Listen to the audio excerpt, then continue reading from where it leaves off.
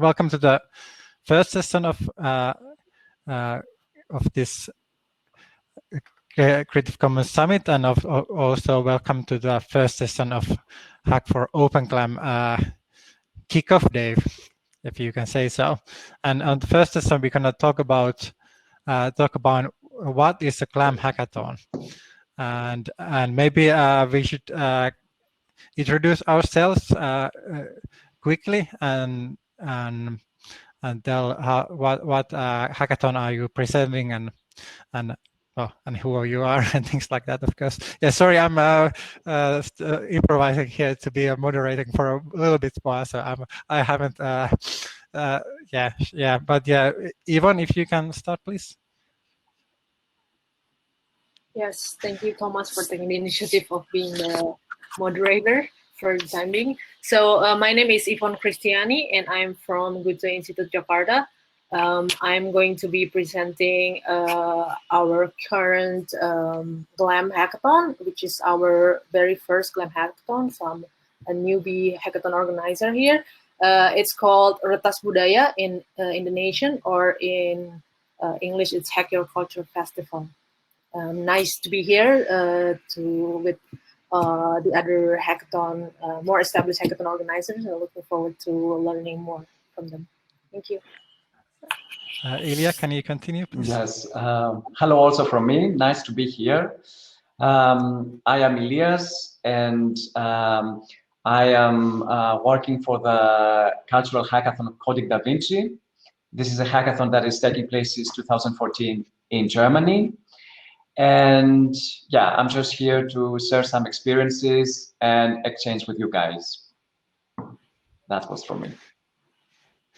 Yeah, and hi again for me also. I'm Tuomas. I'm one of the organizing of this Hack for Open GLAM, but I'm also been involved of organizing Hack for Fi, which is a Finnish hackathon. It's the first one was in 2014, and we have we had like 4 hackathons before, and actually we tried to organize the 5th one in the spring, but of course, well, you know the reason why it was cancelled quite like 1 day before. So yeah, I'm gonna tell a little bit about the Hack for Fi here. Maybe we should start with Franziska is here again, entered the session. I hope that you can join us also with your video and voice. Maybe we can start with our short presentations and then continue with discussions. Again, could you, Ivonne, please start? Okay. Yeah, I'm trying to share my presentation. So good afternoon from Jakarta, everyone. Nice to be here in the kickoff session of Hack for Open GLAM. So today I'm going to share a little bit of my experience in organizing Open Cultural Data Hackathon. It's called Retas Budaya, or Hack Your Culture. So yeah. So our goals in organizing this hackathon is, of course, to make cultural data in Indonesia freely accessible for everyone to use, share, and modify. Right now, many of the GLAM institutions in Indonesia are not yet adapting open access policy. Many of them are already having their collections online, but it is not available to be shared or modified by anyone. So we're going. Our mission is to push for a more open policy, and of course to encourage creative reuse of open cultural data, which is the next step of having the collections online. We want the public to use them, to use their creativity to remix and modify the cultural data. It's a project organized by a few partners. There is the government, the Director General of Culture in Indonesia, and we also cooperate in cooperation with Wikimedia Indonesia, Indonesian Game Association, book publisher Alex Media Komputindo, and also Indonesian Institute of Sciences, as well as Goethe Institute Indonesian. So it's a group of organization who are specialized in different kind of things, joining together to organize this open cultural data hackathon. And we've already had our very first GLAM partners. As you can see, there are 11. And these are their museums, libraries, and who are joining us in opening their collections and uploading them all in Wikimedia Commons. And the way we organize our hackathon, it's we are dividing the participation into 4 tracks. We call them stories from data, where we are specifically asking the participants to use the open collections, the open cultural data, and write short stories, around 2,500 characters from it, inspired by it. And it's organized also with the publisher, Ex Media Comitindo. And we also have the second track, which is games from data, in collaboration with Indonesian Games Association. We're going to organize a game jam at the end of this month, a 3 days game jam where the participants are required to use the open cultural data and turn it into a game. Also, we have an open design remix, and we're in partnership with a graphic designer community called Gamescape. They are using free open source software to design their designs. And we're asking people to use the collections. They're open and create a design, or remix the designs by making catalogs. And also the third tracks, we in collaboration with Indonesian Institute of Sciences, we're organizing a citizen science project where people are asked to upload cultural data found in their region and in their local region, and upload it to the Indonesian Institute of Sciences data repository, which can be used later for research in research in culture in Indonesia. Apart from that, we're going to have a 3-day festival, which will consist of seminars and workshops, and of course the awarding ceremony. The 2 of the workshops that we're going to organize are going to use the open cultural data that is opened by our partners. The first one is a digital collage making. So the facilitator will teach the public and ask the public to use free and open access images from the GLAM partners and from other sources to create a collage. But this time it's a digital collage, not a physical one. And the second workshop is the facilitator is going to invite the public and to transform text and images from the open data into and develop them into sound patterns and develop musical ideas. And these workshops are free for public, and they don't need any prior musical knowledge.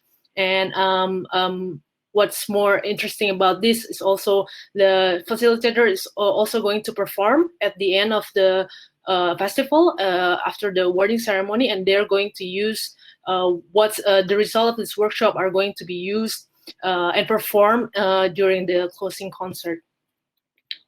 We are targeting these groups to join our hackathons in collaboration with our partners. So we're targeting writers communities, game developers, graphic designers, and also citizen science enthusiasts to join the hackathon. According to also the way we organize the tracks. And this is the online festival and the awarding ceremony that is going to happen on 6 to 8 November. And it's going to be organized online. It's free and free of charge and open to public. And there will be seminars and workshops and the presentations of the hackathon participants. there. Some of the challenges, current challenges that we face, most importantly is during the phase where we're trying to approach GLAM institutions. Many of them are not yet digital, so a lot of their collections are not yet digital, but we are very, because of our cooperation with Wikimedia Indonesia, who have their GLAM projects for quite a while. We've also have some GLAM institutions who are already have digital collections, and also not all of them, most of them are not text heavy, but yeah, gladly we have found a way to get around that. And the second challenge is like anywhere in the world, most GLAM institutions are having this fear when they open the collections of misuse and loss of control, whether their pictures are going to be misused or not. But yeah, thankfully, a lot of this, we finally be able to convince these GLAM institutions to open their collections and join the hackathon. So that's it. This for my short presentation. The slides is available on the tinycc/hack4og/ik, and there's my email if you would like to contact me. Thank you very much. Thank you. At least the challenges seem to be quite the same everywhere around the globe. Maybe we can talk a little bit more about that later on. But Ilias, can you please share your presentation now? Yes. Let's see.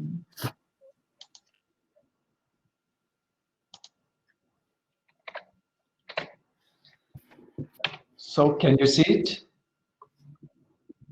Can you see the screen? Okay.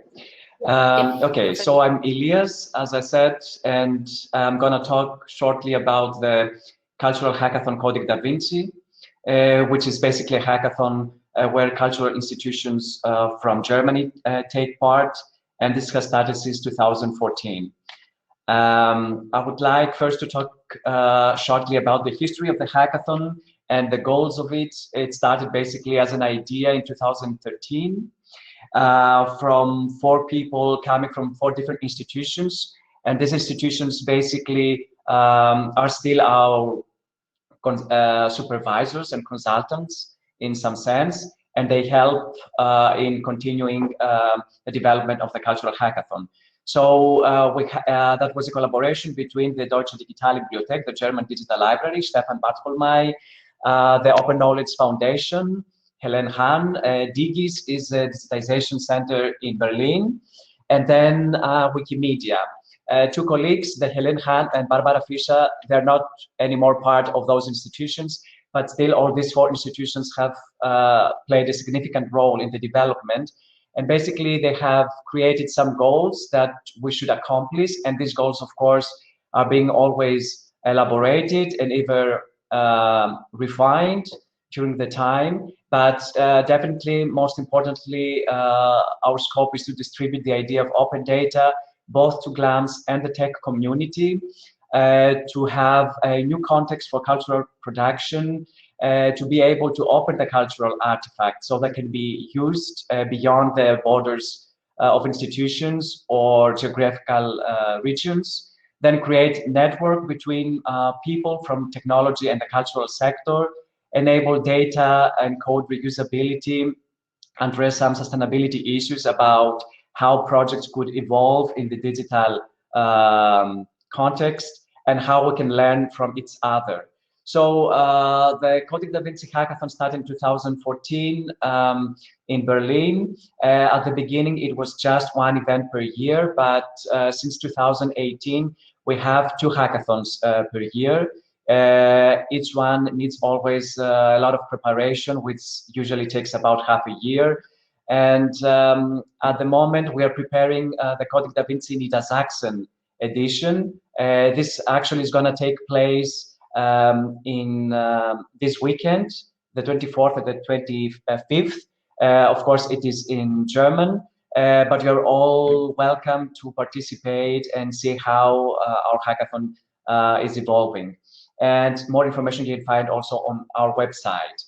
So up to today, we have 223 institutions that have taken part in our hackathon. They have submitted over 300 datasets, and we have over 100 projects. Some of them are final projects. Some of them are just prototypes, and we had also some that were only an idea or a sketch, but still it was the first step in creating a project potentially in the future.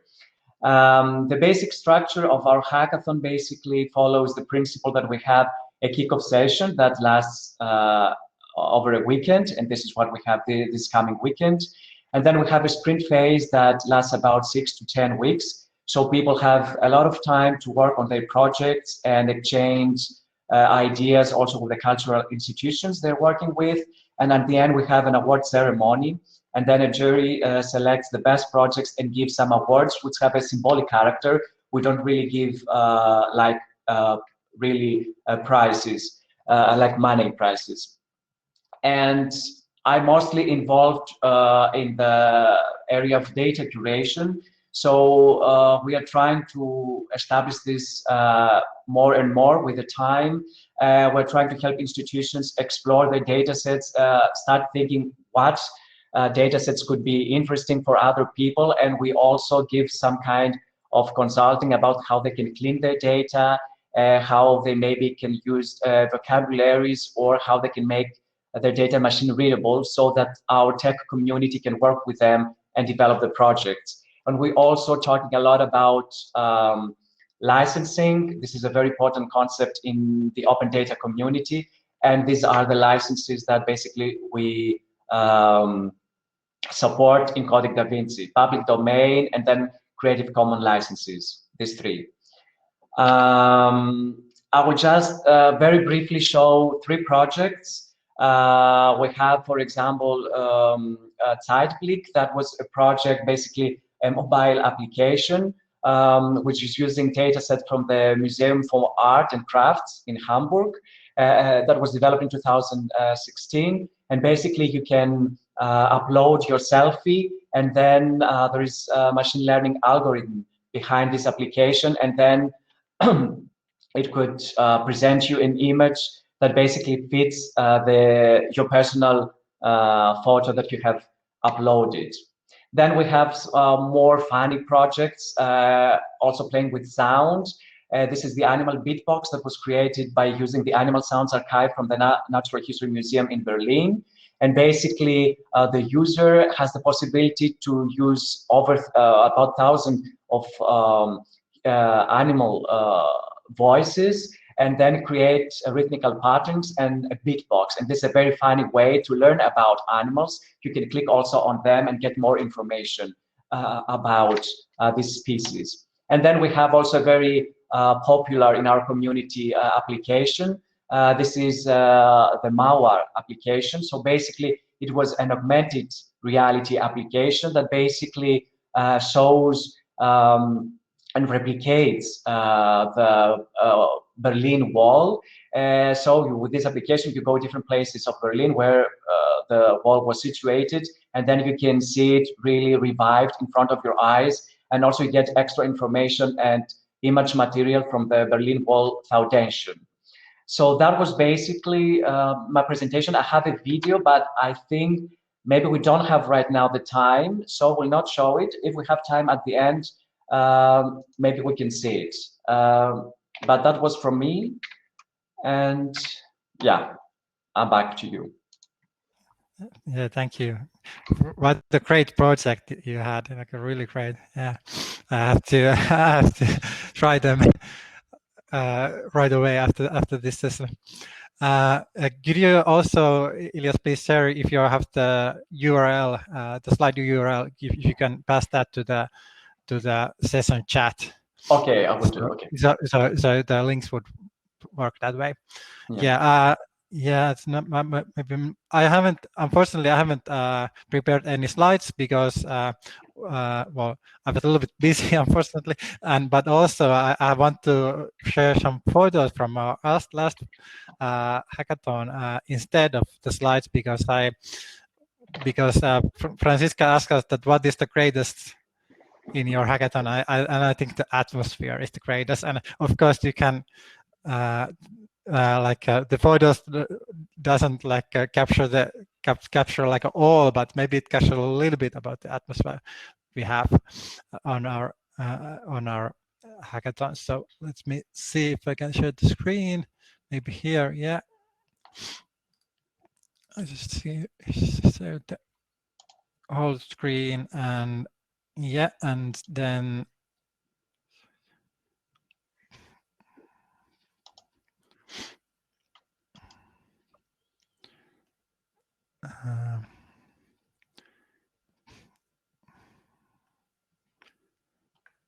yeah, here it is. But actually, yes, sorry, I have to do yeah, sorry, because I was asking Franziska originally to share the photos, because I have the slides, I have my notes on the other tab, so I have just to share the one of the apps tabs, Chrome tabs for you, not the whole screen, so I can read my notes on the same time. Yeah, sorry.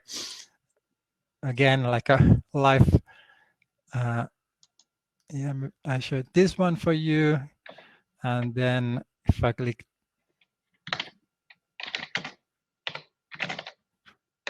this one, maybe you can now, I hope that you can now see that just yeah, now it seems to be working. Yeah, great.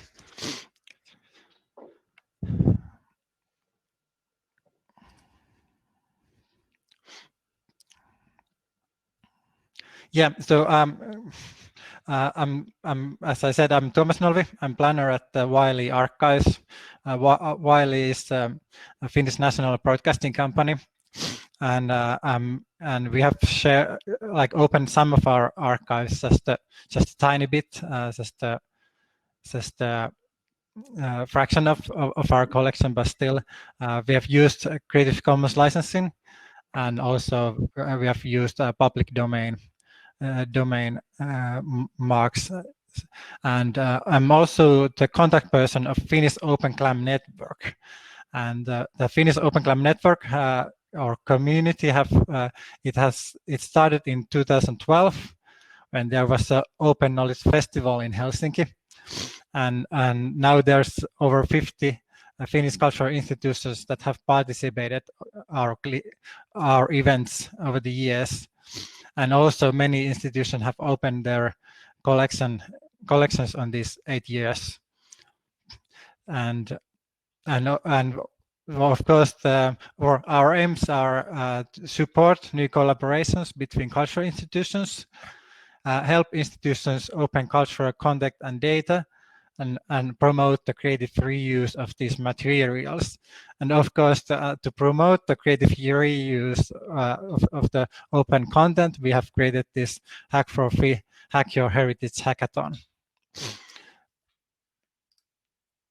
I just have to see that everything's going smoothly. Yeah.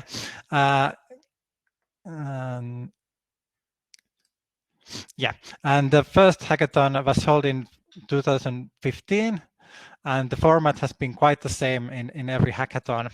The hackathon lasts 3 days, from Friday to Sunday, so it takes over the weekend. And also in 2 years, we have also tried this working period after the hackathon. As you had in Codina Viz, you have that sprint after the hackathon. So we have tried that a couple of times, but in recent years it's only been a weekend event.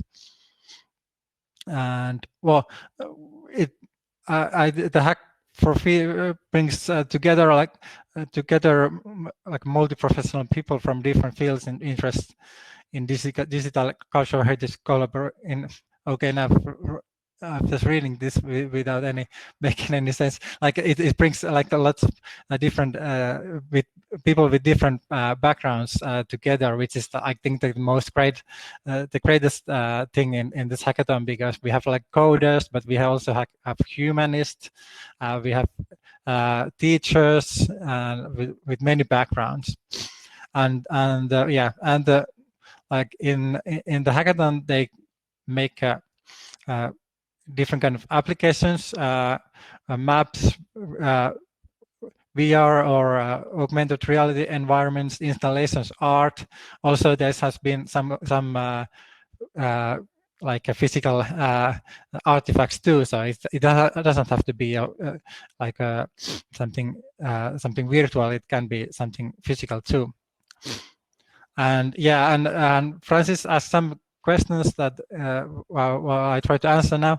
That what is the most rewarding or funny in your hackathon? And as I said, the atmosphere is the greatest one. And also yeah, and also who are the participants? Well, I kind of answered that already, that they are like coders, designers, humanists, teachers, very variety of people with different backgrounds. Most of them got well, most of them are quite well educated. Well, that's the common thing, that maybe so, and also one of the challenges that maybe we if we want to gather like everyone, maybe we should focus also people with maybe not that much education, because of course culture is for everyone, and most of the participants are in their 20s, but they are older people too. But you can say that the students are like the main group, and also which is great that we have lots of non-Finnish speaking participants. So we used English as our language in a hackathon when we have like the program we have in English language. And also Franziska asked us what are the challenges, and for us it's the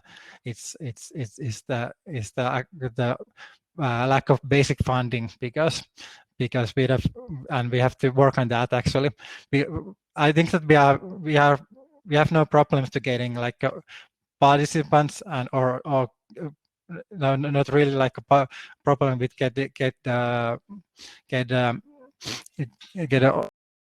join us, but we don't have like a basic funding, and that would be great to have. So I think that will be the next step. Yeah, yeah. Thank you. That's for my part. I don't see the screen. Yeah.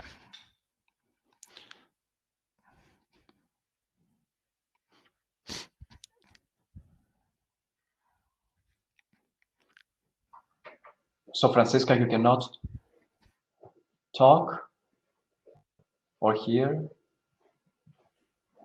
Your microphone is muted anyway. I don't know. This is gone. Oh no.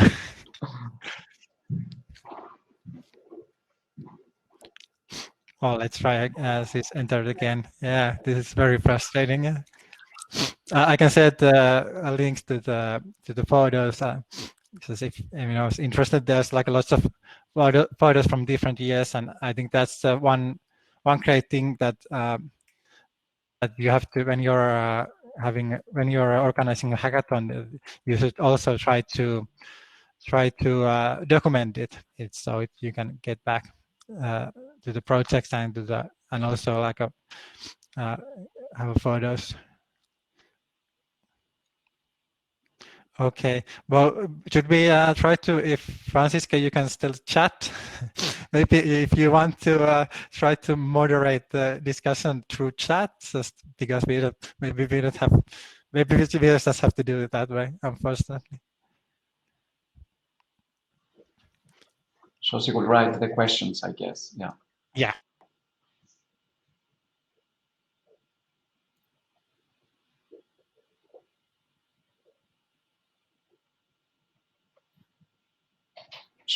should we answer in the sequence that we presented, maybe? So. Okay. So the question is, so what does hacking mean for you? Good question. So, yeah, I think the word hack has been associated a lot with the programming, but I think it means it has a larger definition than that.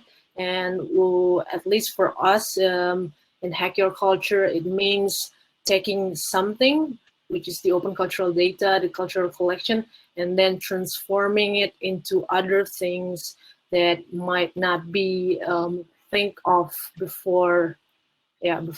So it's the process of transforming one thing into the other and making using it for a different purpose than the original one. Yeah, I think that's my take. I would agree. I like that you use the word transforming. I find it a very clever keyword. Yeah, I believe it's more than just programming or using technology. It's about, I would say, experimenting with something that is given to you and trying to give it another dimension or put it in a new context and give it back, different as it was before.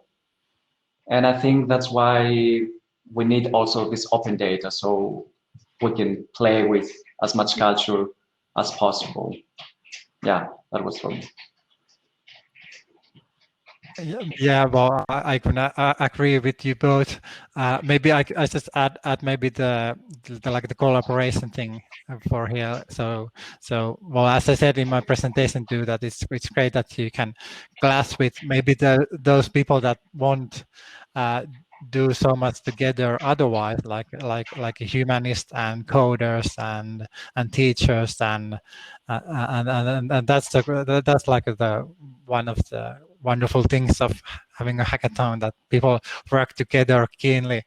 Maybe just people that have met like a half hour before, and they're like making great ideating, making great ideas about how to use open content in new ways.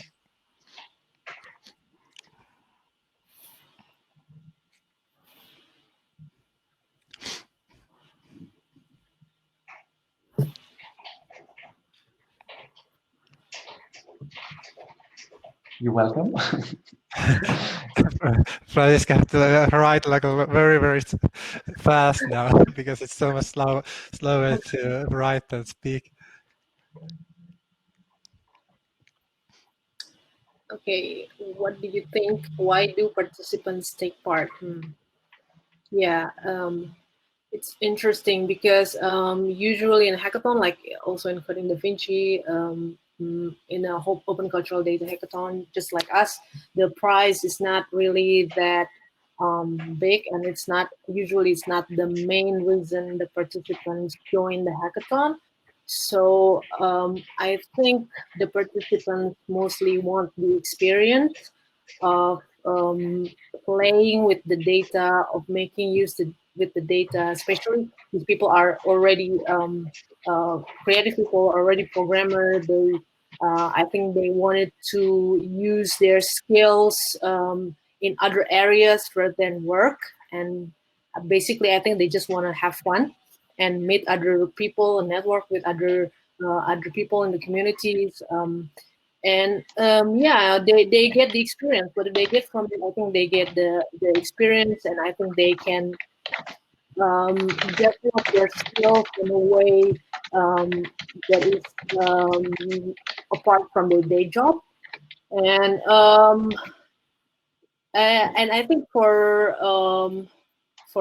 us, we target specific groups like writers, game developers, and also graphic designers. I think they also want to show their skills, showcase their skills, because what they've done will be presented in the public. So it's a way of developing themselves, connecting with others, networking, and also showing what they've got. Yeah, I think that's my answer. Over to you, Ilias. Yeah, kind of a similar answer. We need, of course, to distinguish between two types of participants. We have the institutions on one side and the technical community or the hackers or the designers on the other side. The institutions, they really want to see what really this open data concept is, because they're getting still familiar with it. Not all of them know what it is about. And they want to see what happens if their data is open. It sounds always very interesting and appealing, so they want to take part. And then for the techies, as we say, anyway, I think of the programmers, they really are creative and enjoy just playing around with things without even thinking about the end result. And I think for them is kind of amusement somehow, is a lot of joy, especially if the hackathon is a short one. Definitely the conditions change if you have to work for 6 to 10 weeks on a project. And for sure, and it's also a network issue, of course. They want to get to know also the market of the cultural sector, and they want to see how things work there and try to find ways of collaboration with institutions and also advance their portfolio. So I think there are many interests, let's say, and everybody can benefit from it. Yeah, that would be my take. Yeah, thank you. I again have to agree with you both. For institutions, I agree. I agree totally with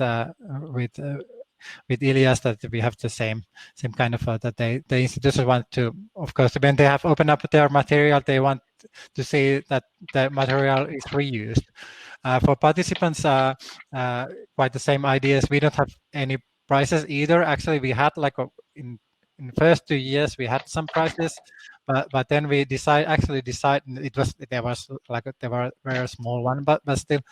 But then we actually decided that we don't want to give any prizes because we want the people to collaborate as much as they can, or we want them to collaborate. So if they will be like a prizes, there will be like a little bit competition, and if you so because they're like in many in our hackathons, there's been sometimes there have been a little bit lack of coders. So we want that when they are coders, they are really asked for. So we want them to that if they have time, they can like be in many projects to help with many projects. Yeah, but yeah, I think that having fun is actually the reason that the hackers want to participate in the hackathon.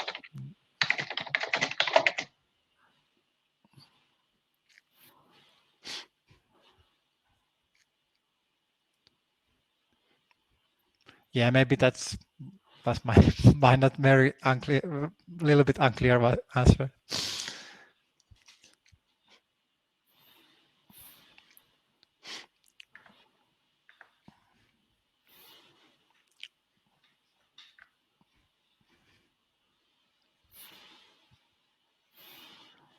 Susanna asked if we should run the presentation of Franziska. She has a link. She says she put some thoughts. Should we do it? Yeah, no sure. worries. Then she says no worries. I don't know. Because I think I can share it. Yeah, thanks. Is it on? But she says, let's focus on the questions here. So the questions that are in the chat. Maybe I can jump in. I don't know if I also have to ask, because I don't I'm not sure I understand always the question. Eric Nelson Haumba says, is hacking backed up by any policy, especially at institutional level? I'm not sure I understand the question, or I don't know if someone of you understands better the question. I don't know. I assume the question is asking if the GLAM partners have to have some open access policy before doing the hacking. I understand. Could be, yeah. Yeah, if that's the question, and if I understand correctly, in our case, it's quite a huge work, and it's a long run for developing an open access policy for even a small GLAM partners. So what we do is we're not focusing on for them to adopt the policy first, but we ask them to curate their collections which are safe to be remixed. For example, if they have a public domain collections, or they have their collections which are safe to be licensed in Creative Commons Attribution share alike, CC by SA, and then we start with that small collections first. And so this is the first hackathon, and we always say to the GLAM partner that this is an experiment. Use your safest collections and see what people made out of it, and let's see what happens with the experiments. So yeah, no, we're not focusing on the policy, especially in the first hackathon of our experience. In our case, and Eric says that you got it right, his point.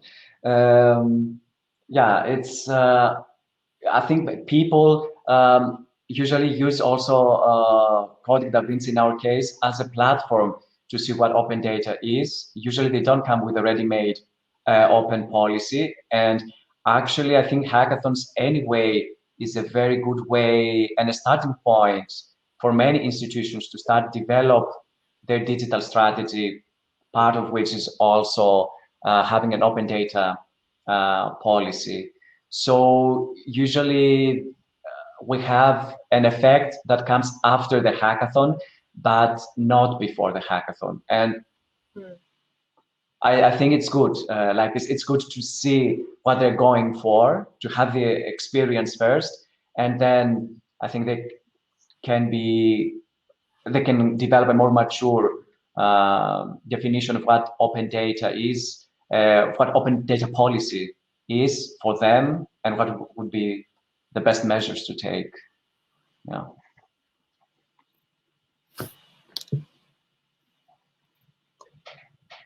Yeah, thanks. Actually, well, I don't have anything to add those questions again. Just like briefly, yeah. Thank you, and thank you for the. I think that yeah. It's time to wrap up. I was thinking if you have Ilias, still you have the video, because the next session is gonna start in 3 minutes, so you can already, if you want to, you can jump to that. But also, if Ilias, you could share your video, right? I think it will be great to have that in the end, if you agree. I can, but I think we'll not be able to have sound, which we can try. Just seeing something anyway, moving, and I hope somehow you get an idea. And tell me if you hear sound, but I guess no. Not yet.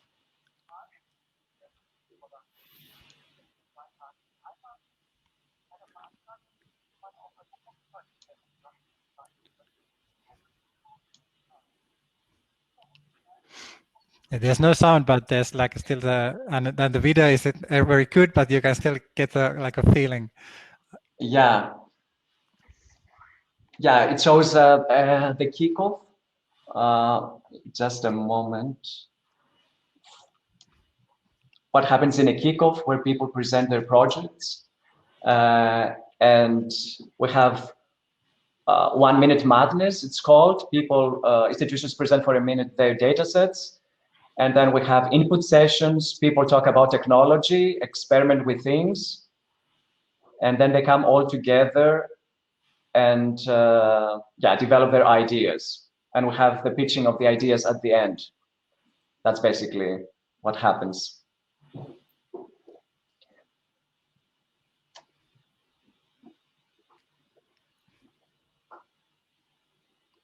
And at the end, we have teams being grouped.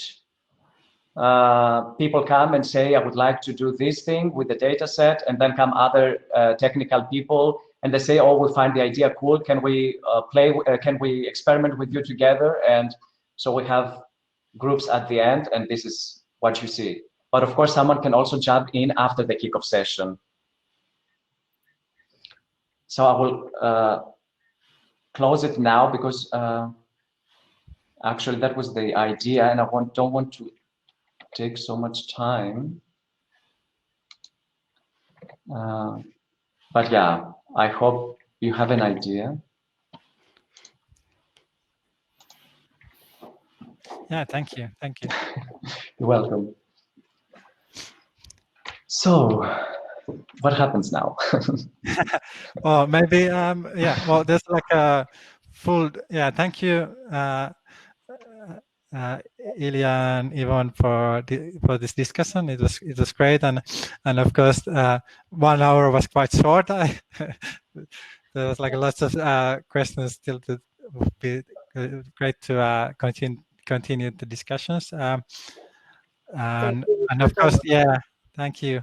And there's like lots of program today, and so if I think that this day's work program is very great, so please see the program.